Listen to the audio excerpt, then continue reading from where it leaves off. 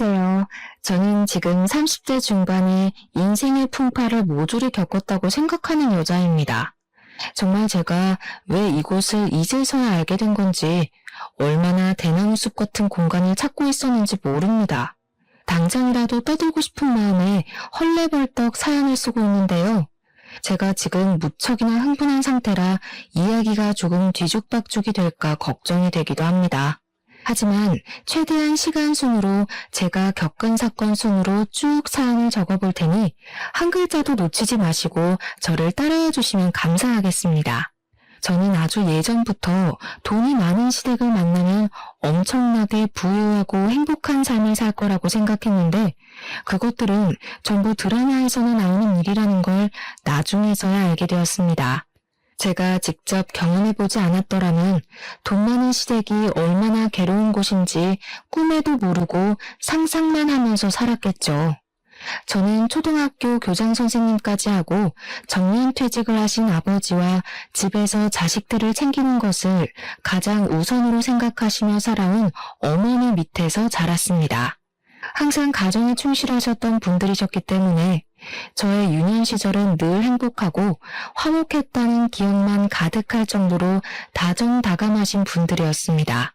부모님께서는 어릴 때부터 인성만큼은 바르게 자라야 한다는 육아 철칙이 있으셨던 분이셨기 때문에 저는 어른을 공경하고 인사를 가장 중요시하는 사람으로 자랐습니다. 서비스업에 종사하시는 분들을 절대 무시하지 않고 대중교통을 이용할 때에도 인사를 꼭 하는 그런 어른으로 자랐습니다. 누군가의 도움이 필요하거나 누군가에게 도움을 줘야 하는 일에 있어서 부끄러워하지 않고 최선을 다하며 살았기에 주위 평판도 꽤 괜찮았습니다. 저는 부모님의 영향을 무척이나 많이 받으면서 자라서 부모님을 가장 존경하는 사람으로 꼽으면서 항상 저에게 영감을 주시는 분들이라 생각하며 지냈습니다. 그렇기 때문에 아버지처럼 교대를 졸업하여 학교 선생님이 되고 싶었지만 제 성적으로는 사실 조금 입학이 어려운 곳이었기 때문에 저는 눈을 낮췄습니다. 서울에 있는 4년제 학교는 붙었지만 아이를 가르치는 일과는 거리가 먼 불어불문과를 졸업하게 되었습니다. 사회생활을 하면서 불어를 쓸 일이 얼마나 있겠냐. 저는 실패한 학과를 졸업했다고 생각을 했지만 4년간 공부를 마친 뒤 부모님께서는 유학을 권유하셨습니다. 취업에 대한 두려움이 있었기 때문에 저는 흔쾌히 유학길에 올랐고 2년이라는 시간 동안 프랑스에서 지내면서 회화에 더욱 집중을 해서 공부를 했습니다. 어떻게든 불어 전공을 살려서 번역가 일이나 통역 쪽 일을 하고 싶다는 생각을 하고 있었는데 아주 의외로 저는 무역회사에 입사를 하게 되었습니다. 불어를 할 줄 아는 사람을 뽑는다는 공고에 홀려서 지원을 했는데 면접관님들의 눈에 띈 덕분에 최종 합격까지 이뤄낼 수 있었습니다. 저는 무역회사에 입사를 하여 유럽 전담팀에서 일을 하면서 6년이나 공부를 했던 불어를 마음껏 뽐낼 수 있었습니다. 물론 의사소통에는 문제가 없다고 한들 모국어처럼 사용을 하진 못했기 때문에 틈틈이 공부를 하면서 일을 병행하며 자기 개발에 힘을 썼습니다. 언젠가는 더 좋은 회사나 직종으로 이직을 할 수 있지 않을까 하는 기대감이 있었던 것도 사실이었고요. 아무튼 무역회사에서 밤낮 없이 열심히 일을 한 덕분에 돈도 꽤 벌고 있었고 생활의 만족감을 느끼면서 살고 있었습니다. 자기 몫을 해내면서 산다는 건 참으로 멋있고 좋은 일이더라고요. 하지만 일과 집만 번갈아가며 다니다 보니 어느 날부턴가 무료함이 느껴지기 시작했습니다. 그러던 도중 저희 회사에서 컨테이너 업체를 계약해서 해외에서 들여오는 상품들을 분류해 저장을 해두고 창고처럼 쓰고 있었는데 거기 업체를 운영하는 대표님 아들과 눈이 맞았습니다. 처음에는 그냥 호감이 가는 정도라고 생각을 했는데 의외로 털털하고 배려심 있는 모습에 반하게 되었고 연애를 하게 되었습니다. 무료하던 일상에 남자친구가 생기니까 일상이 더 활력있게 돌아가는 느낌이 들고 이 사람과 함께하는 시간이 너무나도 즐겁더라고요. 제 인생의 터닝포인트로 느껴졌다고나 할까요? 그동안은 뭘 해도 재미가 없었지만 이 남자를 만난 이후에는 숨만 쉬어도 즐겁기 시작했습니다. 저희는 서로에게 너무나 갑작스럽게 빠져들게 된 덕분인지 뭔지 연애 기간이 길진 않았지만 서로에 대한 믿음이 있었기 때문에 8개월 만에 결혼을 하게 되었습니다. 인천항 쪽에서 엄청 큰 컨테이너 업체를 운영하고 있던 시댁은 제가 생각했던 것 이상으로 훨씬 더 부자였습니다. 하긴 지금 생각해보면 보유하고 있는 컨테이너가 한두 개가 아닌데 그 대여 비용만 생각도 한 달에 버는 돈이 어마어마한 집안이었습니다. 거기다가 가족 사업으로 운영을 하고 있었기 때문에 가족들끼리 전부 돈을 돌려 쓰는 느낌도 있었고요. 아무튼 부자였다 이 말입니다. 저희가 결혼을 결심한 뒤에 시댁에 인사를 드리러 가게 되었는데요. 시부는 호탕하게 신혼집은 본인이 해줄 테니 혼수나 신경 써서 준비하라고 하셨습니다. 당연히 대출로 시작을 한 친구들이 주위의 대부분을 차지하고 있었기 때문에 저도 대출금을 갚아야 하는 신혼생활을 생각했었습니다. 하지만 신혼집을 해주신다고 하니 얼마나 놀랐는지 모릅니다. 혼수 준비를 잘 하라고 하셨으니 제대로 준비해야겠다고 생각을 했죠. 예상보다 큰 시부의 톤에 입이 귀에 걸리려던 그때 시모가 조용히 저를 부르더니 빽빽하게 뭔가가 적힌 종이를 슬쩍 건네주시더라고요. 거기 쓰여있는 것들이 전부 예단 목록이니까 서운하지 않게 잘 준비해라. 그런데 그 종이에 무슨 친인척들 선물 목록까지 싹 다 적혀있는 게 아니겠습니까? 이걸 전부 다 해오라는 말씀이세요? 양이 장난 아닌데요. 이것도 추리고 추린 거야. 집까지 떡하니 우리가 해주는데 당연히 친인척들 섭섭지 않게 챙겨야 하지 않겠니? 이런 게 우리 집 클래스란다.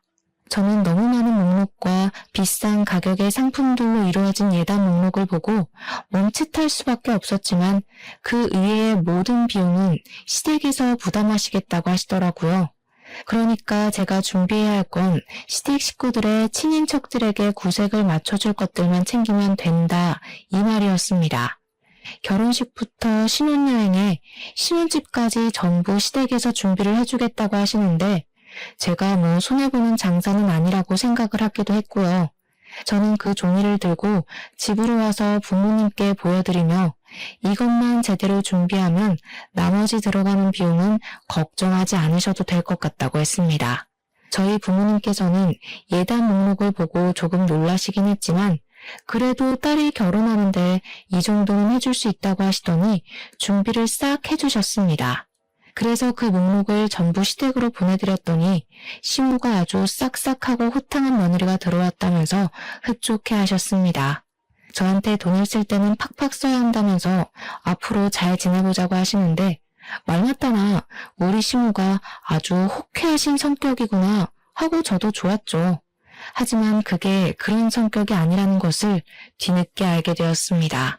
시모는 그냥 돈이라는 위험한 무기로 갑질을 하는 것을 좋아하시는 분이었고 내게 이만큼을 너에게 했으니 너도 나에게 이만큼은 해야 한다는 생각을 가진 사람이었습니다. 물론 그게 뭐가 문제냐고 주는 만큼 받는 거라고 생각하시는 분들도 당연히 있으실 거라 생각합니다. 저도 기브앤테이크라고 생각을 하거든요. 하지만 시모는 형편이 어마어마하게 좋은 사람이지만 남들은 그만큼 따라가는 것조차도 벅찬 사람들이라는 것이었습니다. 한마디로 돈이 있는 사람이 베풀고 돈이 모자란 사람들에게 자기가 한 것만큼 베풀어라 하시니 그게 어찌 기브앤테이크가 될 수 있겠습니까? 저와 남편은 결혼을 한 이후에 신혼집에 입성을 하게 됐는데 남편이 시댁 사업장에서 시댁 식구들과 같이 일을 하고 있었기 때문에 집을 인천 쪽으로 얻어주셨습니다. 저는 회사가 강남에 위치하고 있었기 때문에 거리가 상당히 멀었습니다. 지하철을 타고 출퇴근을 하는 것은 상상도 하고 싶지 않을 정도로 싫었지만 시부가 지불해준 상태에서 제가 뭐 어떻게 할 수 있는 처지는 아니었습니다. 어쩔 수 없이 저는 중고차를 하나 사서 출퇴근용으로 써야겠다고 마음을 먹었는데 그 이야기를 전해 들은 시모가 차를 한 대 사주시겠다는 거 아니겠습니까? 쪽팔리게 중고차를 타고 다니면서 우리 집안 명성에 먹칠할 생각하지 말고 내가 사주는 차 끌고 다녀. 알겠어? 아니 무슨 대기업을 운영하는 것도 아니고 해봐야 창고 운영하시면서 우리 집안 명성이라고 하니 웃기긴 했습니다. 물론 창고 운영이 임대업에 들어가서 현금이 엄청나게 쌓인다는 건 잘 알고 있지만 돈이 많다고 집안의 명성이 높아지는 건 아니지 않겠습니까? 부모님께 배운 대로 사람 인성이 됨됨이가 되어야 하는 건데 돈의 가치도 모르고 액수만 따지면서 명성을 운운하니 속으로 좀 비웃음이 나긴 했습니다. 어쨌든 시모가 차를 사준다고 하니까 저야 돈도 굽는 거고 새 차도 얻을 수 있으니 얼마나 좋습니까? 바로 감사합니다 하고 받았죠. 하지만 그만큼의 대가를 치러야 한다는 사실을 제가 간과했던 것입니다. 시모는 저에게 차를 뽑아준 이후부터 주말에 본인이 움직여야 할 때마다 저를 기사처럼 부르기 시작하였습니다.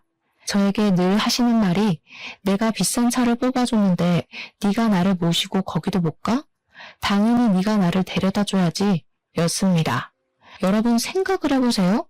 평일에 인천에서 강남까지 출퇴근을 하는 것도 운전하느라 피곤하고 힘들어 죽겠는데 주말까지 시무의 운전기사를 해야 한다고 말입니다. 거기다가 인천 집에서 인천 어딘가로 가시는 것도 아니고 매번 서울까지 운전을 해야 하니 운전에 대한 피로도가 장난 아닌 거죠.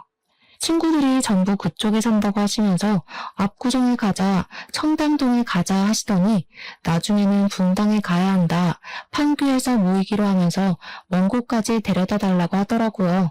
정말 시모를 모셔다 드리고 모시고 오느라 주말 하루가 다 지나칠 지경이었습니다.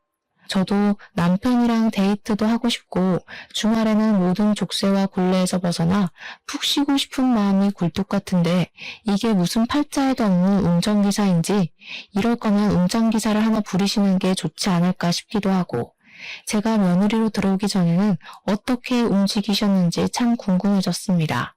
알고 보니 우리 시모 운전 경력이 30년이 훌쩍 넘는 베스트 드라이버였습니다. 더 웃긴 건 말입니다. 친구들 모임에 데려다 드리면 저한테 한 3시간 놀다가 집으로 출발을 할 거니까 근처에서 대충 시간을 때우다가 부르면 오라고 하시는 겁니다. 정말 제가 무급으로 일을 하는 수행비서가 된 느낌이었습니다. 시모는 그걸 또 친구들에게 자랑을 하셨고요. 얘가 우리 며느리 되는 앤데 내가 부르면 5분 대기조로 대기 타고 있다가 쪼르르 달려 나오는 애야. 얼마나 예쁜지 몰라. 시모 딴에는 그게 칭찬이라고 생각했을지 모르겠지만 제 입장에서는 그냥 제 인격을 무시하는 말로밖에 들리지 않았습니다. 제가 부모님께 어른을 공경해야 한다고 항상 예의를 지키라고 배웠지만 시모 앞에서는 그런 배움과 가르침이 전부 와르르 무너지는 듯한 느낌이었습니다. 저는 시모 친구들 앞에서 부끄러워 꾹꾹 숨어버리고 싶은 심정이었습니다. 5분 대기조라는 말이 수치심을 불러일으켰거든요. 제가 어쩔 줄 몰라 하고 있는 그때 시모 친구분 중 한 분이 저에게 며느리가 일을 안 하냐고 물어보시더라고요. 그래서 제가 냉큼 아니라고 평일에는 출근을 하고 있다고 했더니 친구분 중 한 분이 정말 감사하게 제 편을 딱 들어주시더라고요. 예, 너는 평일에 출근한다는 며느리를 주말까지 부려먹니?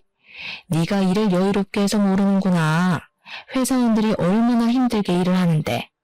그래, 주말까지 너 편하자고 이런 일을 부려먹어? 요즘은 며느리한테 잘 보여야 돼. 그래야 말년에 편하게 산다니까. 그러니 시모가 피식 웃으면서 친구분을 향해서 말을 하시더라고요. 말년에 편하기는 무슨. 돈 있으면 뭘 해도 편해. 예, 며느리야. 네가 말을 좀 해봐라. 너나 불편하니? 내가 부르는 게 불편해 죽겠어? 내가 집도 해줘. 차도 사줘. 그래도 불편해? 솔직히 불편하고 피곤하고 당연한 말 아닌가요? 그런데 시모 앞에다 대놓고 네, 그렇다고 말을 할 수 있는 위인이 몇이나 되겠어요. 적어도 저는 부모님의 가르침에 반대되는 일은 하고 싶지 않았기에 그냥 웃고 말았습니다.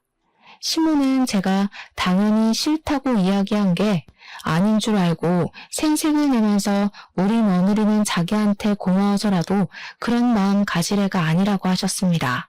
치사하게 차랑 집을 들먹이면서 이야기를 하는데 어느 누가 반기를 들겠습니까? 시모 친구분들이 저를 불쌍하게 바라보시는 것 같았습니다. 시간이 흘러서 결혼 후에 처음으로 맞이하는 명절이 되었는데 제가 빈손으로 갈 수가 없으니까 이것저것 준비를 조금 해갔습니다. 과일 세트랑 한과 세트 같은 걸 준비해서 갔더니 시모가 쓱 보고는 한마디 하시더라고요. 현금이 최고인데 이런 걸 사왔니?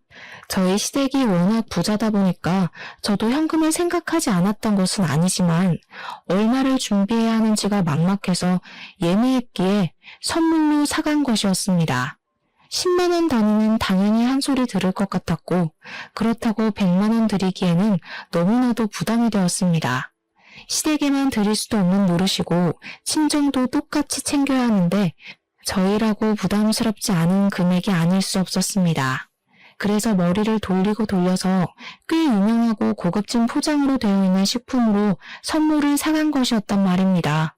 그걸 눈치를 챈 건지 뭔지 딱 잘라서 현금이 최고라면서 다음부터는 현금으로 준비해오라는 식으로 말씀을 하시니 식은땀이 절로 흐르더라고요. 그러더니 저에게 우리 집은 제사가 없지만 명절에 다 같이 모여서 한 끼 식사는 꼭 해야 하니까 앞으로는 일찍 와서 식사 준비를 거들라고 시켰습니다.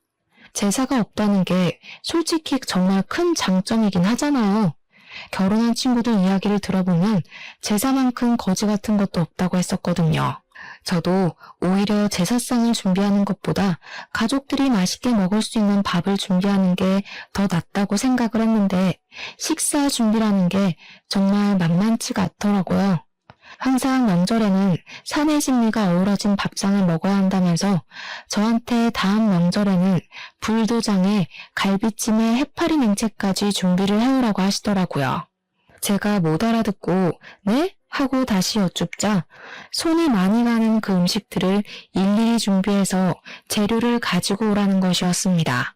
집에서 만들어서 가지고 올까요? 했더니 그러면 음식 맛이 없다면서 전날 오든지 새벽에 오든지 와서 준비를 하라고 하시더군요. 그때부터 저는 무슨 일이 생기기만 하면 시댁으로 달려가야 했고 명절에 친정집에 가는 건 사치라고 여겨질 정도로 시댁에만 매달려야 했습니다. 시모가 집에서 친구들이랑 파티를 할 예정이라며 저에게 음식을 하고 집을 꾸미는 일을 시킨 적도 허다하게 많아서 제가 파티회사 직원이라도 된 줄 알았습니다. 시도 때도 없이 이거 해줘라 저거 해줘라 정말 사소한 것 하나까지도 본인은 귀찮으신 건지 저에게 다 시키셨습니다. 물론 제가 처음부터 거절을 했었다면 이야기가 조금 달라졌을지도 모르겠지만 이미 발을 담갔고 자꾸 저에게 너네 집 내가 해줬잖아를 달고 사시니 무시가 안 되더라고요. 남편에게 제가 너무 힘들다고 내가 일을 안 하는 것도 아니고 인천에서 강남까지 출퇴근한 것도 힘든데 시도 때도 없이 주말만 되면 불러대는 시모 때문에 스트레스를 받는다고요. 그러니까 남편이 저에게 웃으면서 그러더라고요. 너는 부자시댁 만나서 돈 걱정 없이 살잖아. 제가 진짜 부자시댁을 만나서 시부모님 블랙카드 펑펑 쓰고 일도 안 하고 집에서 관리나 받는 삶을 살았으면 주말에 운전기사 100번도 더 하죠. 하지만 여자가 집에서 놀기만 하는 건 별로라면서 저에게 회사를 계속 다니라고 조롱하고 생활비도 쥐꼬리만큼 주면서 부자시댁 만나서 걱정 없이 산다고 하니 덜 열받더라고요. 저는 남편에게 차라리 가난하게 살아도 좋으니까 주말에는 좀 쉴 수 있게 해달라고 했습니다. 지난 주말에도 시모 집에서 친구들이 모인다고 밥할에서 밥하고 저번 주에는 시댁 대청소를 한다고 불러서 저에게 짐 정리를 시키시지 않나. 여보, 우리 집 청소 안 한 지도 벌써 몇 주가 된 줄 알아? 그 사이에 내가 시모한테 불려가서 온갖 잡일을 한 게 얼만 줄 알고 나 지금 친정집에 못 간 것도 2달이나 된 거 알지? 2달 사이에 시댁은 7번이나 갔다 왔어. 7번. 그러니 남편이 시큰둥하게 아 그래? 하면서 그래도 뭐 어쩌겠냐고 하더라고요. 우리가 사는 집, 타는 차 모두 시댁에서 지원해 주신 거 아니냐고요. 남편은 그냥 실실 웃으면서 시부모가 딸 같은 며느리가 들어왔으면 좋겠다고 노래를 불렀는데 며느리 생겨서 신나서 저러는 거라고 변명을 하더라고요. 그때 결혼 선배들이 말을 했던 남편이 왜 남의 편이라는 건지 절절하게 깨닫게 되더라고요. 어쩜 자기 마누라가 힘들다는데 어쩌겠냐는 소리만 주야장천하는지 저런 걸 남편이라 두고 살아도 되는 건지 고민이 될 정도였습니다. 하루는 웬일로 시모가 일하러 오라는 소리가 없길래 이게 몇 주 만에 휴식이냐 싶어서 집에서 탱자탱자 놀고 있었습니다. 그런데 고요한 정적 속에서 띠리릭 하면서 현관문 도어록 비밀번호가 열리는 소리가 나는 게 아니겠습니까? 순간 도둑이 들었나 싶어서 너무 놀라 가슴이 쿵쾅쿵쾅 뛰고 부엌으로 달려와서 무기가 될 만한 것을 찾아야 하니 고민을 하고 있었습니다. 그런데 현관문에서 시모가 너무나도 당당하게 걸어 들어오고 있는 것이 아니겠습니까? 정말 깜짝 놀라서 소리를 막 질렀습니다. 그러니 시모가 놀라서 사색이 된 제 얼굴을 보면서 귀신이라도 봤냐고 뭘 그리 놀라냐고 깔깔 웃으시는 게 아니겠습니까? 비밀번호는 어떻게 알고 들어오신 거예요? 내가 사준 집인데 왜 모르겠니? 불시에 찾아와 보기를 참 잘했지. 집안 꼴이 도대체 이게 뭐냐? 평소에 이러고 사는 거야? 우리 아들 천식도 있는데 먼지가 이리 많아서는 정리 좀 하고 살아라. 회사에서 벌면 얼마나 번다고 그깟 푼돈 벌러 나간다고 집안일에 하나도 신경을 안 써. 자고로 집안이 깨끗해야 밖에 나가서도 깔끔 떠는 법이란다. 그러더니 집안에 널브러져 있는 것들을 발로 하나둘 밀면서 들어오시는 겁니다. 물론 제가 일한다고 바빠서 집을 잘 못 치우기는 했지만 그걸 발로 밀면서 따지고 보면 시모가 주말마다 불러내니까 정리할 시간이 부족했던 것도 있었는데 어쩜 그렇게 이기적으로 생각하고 말을 하는지 제가 당황해서 발로 밀지 마시라고 이야기를 하는데 시모가 제 말을 자르고 말을 하더라고요. 나 시원한 커피 좀 타줘. 제가 카페인을 마시면 심장이 너무 빠르게 뛰어서 집에 있는 커피라고는 믹스 커피가 전부였었거든요. 제가 믹스 커피에다가 얼음을 타서 가져다 드리니까 미간을 팍팍 구리면서 말씀을 하셨습니다. 예, 집에 아이스 아메리카노 같은 건 없니? 그 커피 뽑는 기계도 없어? 제가 커피를 잘 못 마셔서요. 마시면 심장이 빠르게 뛰어서 불편해요. 아유, 촌스럽다, 촌스러워. 앞으로는 내가 자주 올 수도 있으니까 커피 내리는 기계 하나 사도. 나는 아이스 아메리카노만 마시니까. 어머님이 왜 저희 집에 자주 오세요? 저도 당황스러워서 필터를 거치지 않고 직설적으로 시모에게 말을 했더니 시모가 눈을 뾰족하게 뜨고는 저에게 말하더라고요. 예, 내가 오는 게 불만이니? 왜? 내가 사준 집을 너희가 얼마나 깨끗하게 쓰고 있는지 궁금하기도 하고 내가 우리 아들 살림에 참견 좀 하겠다는데 불만 있어? 내가 자주 와서 잔소리를 해야 치울 거 아니니? 네, 불만 있어요. 저도 더 이상 참을 수 없겠다는 생각에 시모에게 그냥 과감하게 질러버렸습니다. 시모가 찾아오는 게 너무나도 불편하고 불만이라고요. 그러니 시모가 화들짝 놀라는 신용을 하면서 뭐? 너 지금 뭐라 그랬니? 하면서 또 혼낼 기세로 옆구리에 손을 얹고 팔을 하더라고요. 근데 저도 이미 화가 났고 열이 받았으니 물불 가리지 않게 되더라고요. 어머님, 저 평일 내내 출근하고요. 주말 이틀 쉬는 게 전부예요. 그런데 어머님이 매번 저 불러내셔서 남편이랑 데이트도 못하고 어머님 수발만 들었잖아요. 근데 집까지 찾아오셔서 간섭을 하시겠다고 하면 당연히 불만이 생기지 않겠어요? 그러니까 시모가 저에게 어이가 없다는 말투로 말을 하셨습니다. 억울하면 내가 준 거를 받지 말았어야 하는 거 아니니? 너한테 다 사주기만 하면 나는 뭐 호구야? 차 사주고 집 사주고 참견도 못하게? 도대체 결혼한 지 시간이 얼마나 흘렀는데 아직까지도 차 사주고 집 사준 이야기를 하는 건지 저도 오기가 생기더라고요. 저 차 반납할게요. 집도 이사 가고요. 뭐 지금이라도 늦지 않았으니까 전세자금 대출받아서 가면 될 것 같아요. 똑부러지게 말을 하니 시모도 이것까지는 예상 못했던 반응이었던 건지 뭔지 입을 딱 다물고는 저를 있는 힘껏 째려보시기만 하더라고요. 자기가 무서워서 우리 집에 놀러 오지도 못하겠다고 하면서 집을 한번 쓱 둘러보시더니 이만 가보겠다고 황급히 사라지시더라고요. 시모에게 할 말 다 했을 때는 심장이 쿵쾅거렸지만 시모가 떠나고 나니까 속이 시원한 게 10년 묵은 채증이 내려가는 듯한 기분이 들었습니다. 저는 시모가 가자마자 비번부터 바꿔버리고는 남편에게 연락을 해서 한 번만 더 시모에게 비밀번호를 알려드리면 너 죽고 나 죽는 거라고 협박을 했습니다. 제가 남편에게 강하게 말하자 남편은 저에게 혀를 끌끌 차면서 이야기를 했습니다. 그냥 당신이 한번 고개 딱 숙이고 들어가면 되는 건데 그걸 못해가지고 꼭 사고를 치더라. 근데 정말 남의 편의 말에 제가 왜 고개를 숙이고 들어가야 하는지 의문이 들더라고요.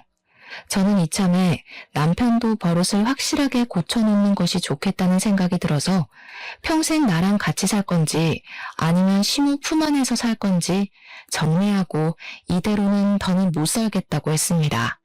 그러니 남편이 저에게 철이 없다면서 이야기를 했습니다. 야, 우리가 모은 돈도 없는데 이 집 떠나서 어떻게 살 거야? 이 집 사는 동안에는 엄마 말 무조건 들어야지. 그리고 우리 애도 가지고 할 건데 그때 우리 부모님 지원 안 받을 거야? 둥글게 살자. 그리고 너 많이 힘들면 그냥 일 그만두면 되잖아. 그 회사에서 하는 일도 별로 없으면서 월급도 쥐꼬리고. 남편이 제 일까지 무시하는 발언을 하니까 우리 부모님께서 이런 무시를 당하라고 저를 유학까지 보내주신 게 아닌데 하는 생각이 들었습니다.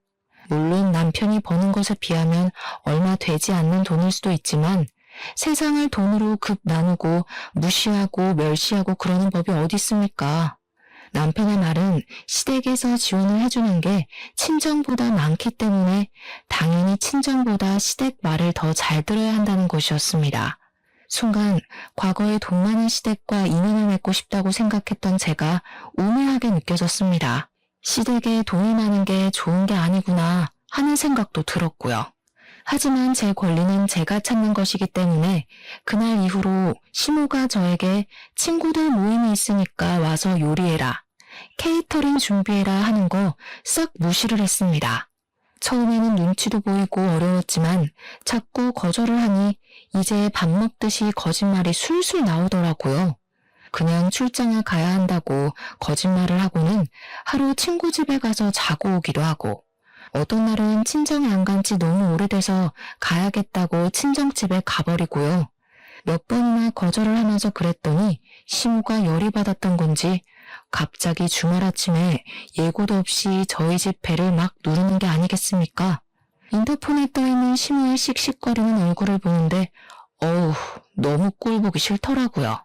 비밀번호를 모르니까 시모는 계속해서 초인종을 눌러대는데 없는 척을 할 수도 없고 저랑 남편은 어쩔 수 없이 현관문을 열었습니다.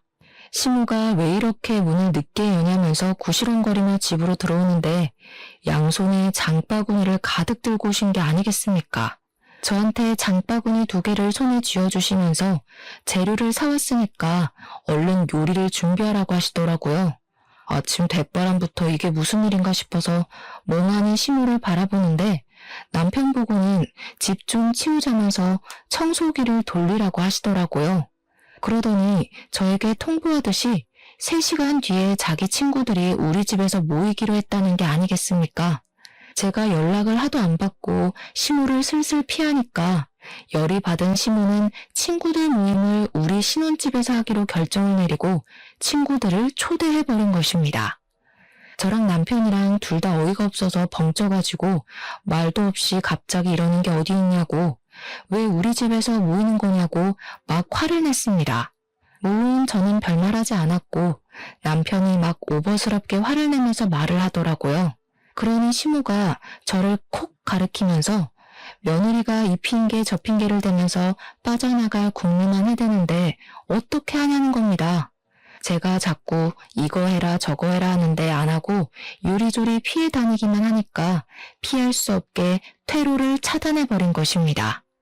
정말 기가 막히다 싶었습니다. 저는 결심을 하고 다시 장바구니를 시모 손에 쥐어드렸습니다. 어머님, 저 이제 이거 더 이상은 못하겠어요. 차라리 일을 봐주실 이모님을 쓰시는 게 좋지 않을까요?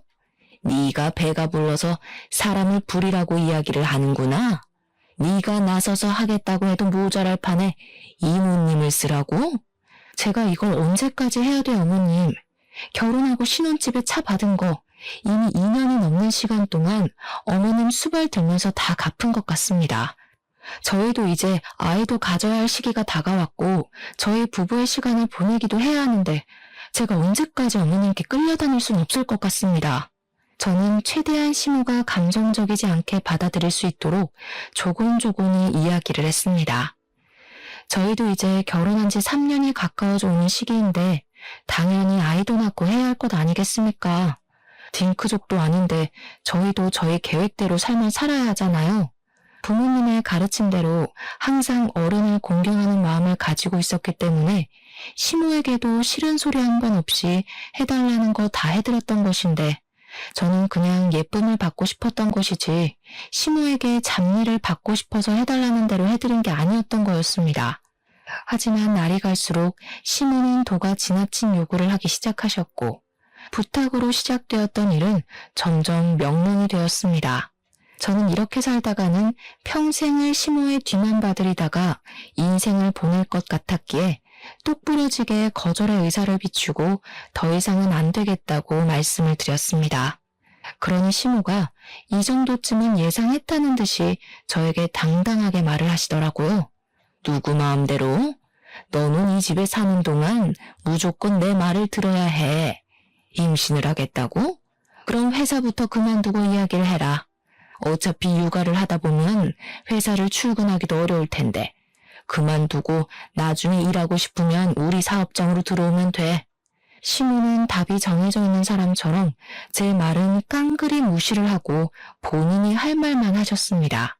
저는 그래서 순간 복수를 결심했고 시모에게 제대로 보여주겠다 마음을 먹었습니다. 시모에게 장바구니에 있는 재료들로 기가 막힌 요리를 해갈 테니 시댁으로 장소를 바꾸시라고 했습니다. 시모는 정말 시간 맞춰서 준비를 해올 수 있냐고 몇 번을 물어보셨고 저는 시모에게 걱정하지 마시라고 단단히 일러두었습니다.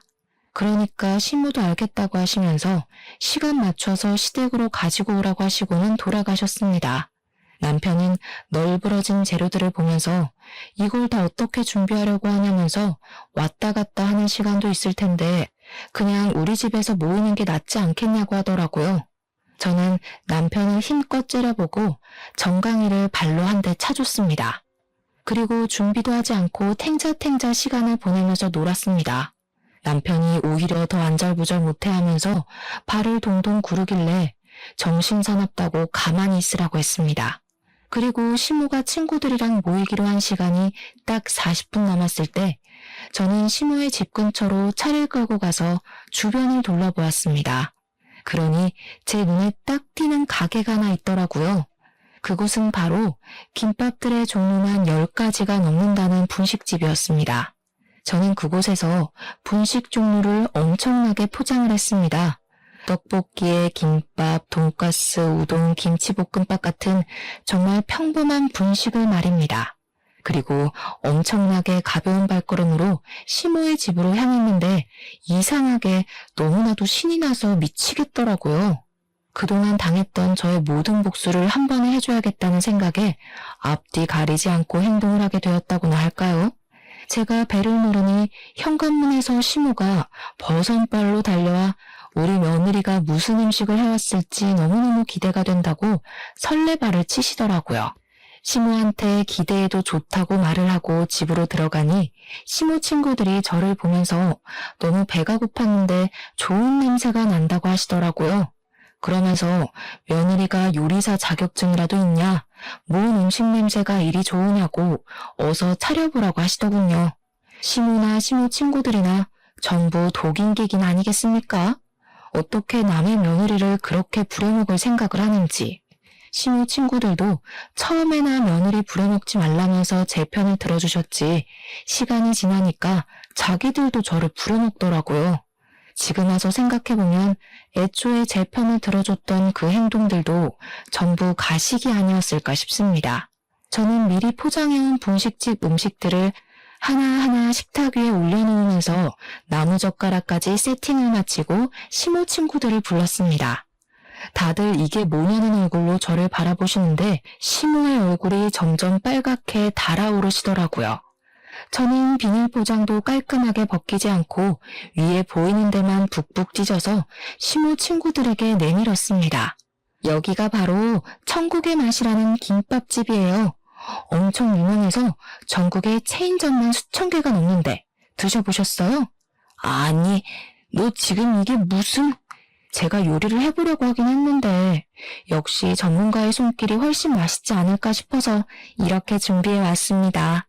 시무 친구들은 너저분하게 차려진 싸구려 분식들을 보면서 아무 말도 못하고 입만 떡 벌리고 계셨고요. 시무는 부들부들 떨면서 저에게 삿대질을 하셨습니다. 네가 감히 나한테 망신을 주려고 이런 짓을 벌여? 에? 아닌데요, 어머님. 저는 훨씬 더 맛있는 거 드시라고 일부러 포장해온 건데요. 아, 그리고 어머님, 저 이제 차 필요 없을 것 같아요. 제가 이 차를 타고 다니는 게 더 피곤한 것 같더라고요. 그러면서 시모의 손에 차키를 떡하니 들려주니 시모 친구들도 사태 파악이 되는 건지 자기들끼리 어머어머 하면서 수근수근 거리더군요. 시모는 평소에 며느리는 내 손 안에 있다고 친구들에게 자랑을 하시던 분이었는데 친구들 앞에서 제대로 망신을 당하게 생겼으니 콧구멍까지 커지셨습니다.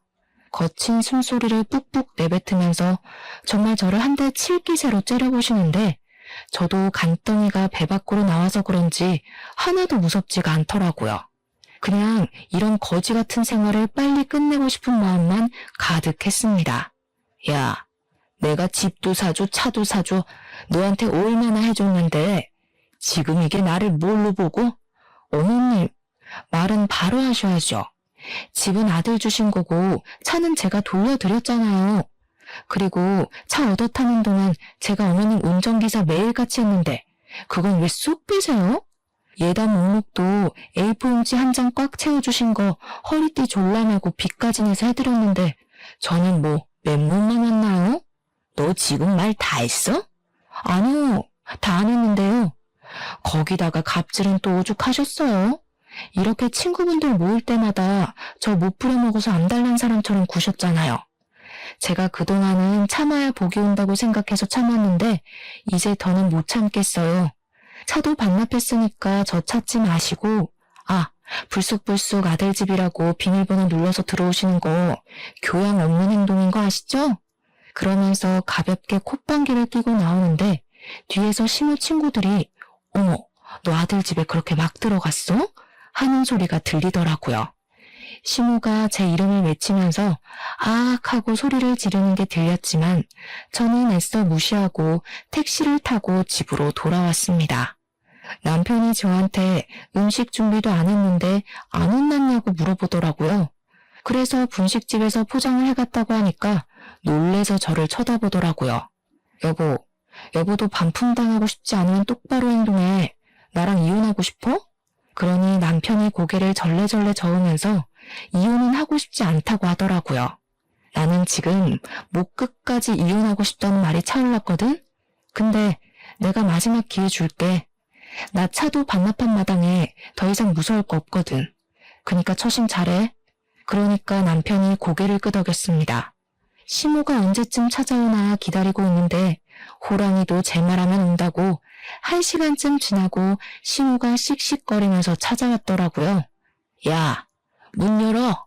평소 같으면 당연히 제가 버선발로 뛰어가서 문을 열었겠지만 이번에는 남편이 재빠르게 달려나가서 문을 열어주더라고요. 하지만 아무도 예상하지 못했던 일이 벌어지고 말았습니다. 당연히 제가 나올 줄 알았던 시모는 문이 열리자마자 콜라를 냅다 남편의 얼굴에 쏟아부어버린 것입니다. 남편이 으악하면서 눈에 콜라가 들어간 것 같다고 비난을 지르자 시모는 거기서 왜 네가 나오냐고 당황을 하더라고요. 남편이 우리 집에서 내가 나오지 누가 나오겠냐고 눈 따갑다고 난리를 치는데 그 꼴을 보는 저는 참으로 기가 막혔습니다. 아이고, 내 정신이야. 야, 너, 네가 그러고도 며느리야? 네가 아주 죽고 싶어서 환장을 했지? 아주 사람 얼굴도 못 들고 다니게 그런 쪽팔림을 줘? 어머님, 평소에 사람들 앞에서 제 자존심 깎을 때는 그런 생각 안 하시다가 본인이 역지사지로 당하니까 난리를 치시네요? 뭐? 난리? 네가 아주 시애미를 우습게 보고 발악을 하는구나. 너 내 며느리로 인정 못한다. 나가. 어디서 나가요? 이 집 우리 남편 명의 집이고 남편한테 사주신 거잖아요. 누가 내 아들 보고 나가래? 너 나가라고 너. 이혼해. 우리 아들이랑 당장 이혼해. 당신 나랑 이혼할 거야? 그러니 남편이 고개를 절레절레 저었습니다. 아니, 내가 왜 엄마 때문에 이혼을 해? 난 지금 생활 너무 편하고 좋은데. 싫어. 나 이혼 안 할 거야. 그러자 시모가 가슴을 팡팡 치면서 왜 이렇게 애가 바보처럼 구냐고 세상에 좋은 여자 많다고 하더라고요. 근데 순간 그런 생각이 들더라고요. 이 남자랑 살면 제가 평생 이 꼴을 좋든 싫든 보고 살아야 하는데 그걸 다 용서하게 될 만큼의 이 사람의 장점을 모르겠는 겁니다. 저도 모르게 깨달음이 팍 생기면서 애가 없을 때 이혼하자는 마음이 들었습니다. 그래서 남편에게 그냥 우리 이혼하자고 했죠. 그러니 남편도 시모도 놀라더군요. 너 지금 너네 엄마가 와서 이 난리를 피우는데도 하는 말이 이 생활이 편하다밖에 없잖아. 너는 편할지 몰라도 나는 지옥 같았거든 지난 2년이? 그러니까 내가 이 희생을 치르면서까지 너랑 살 이유가 없어.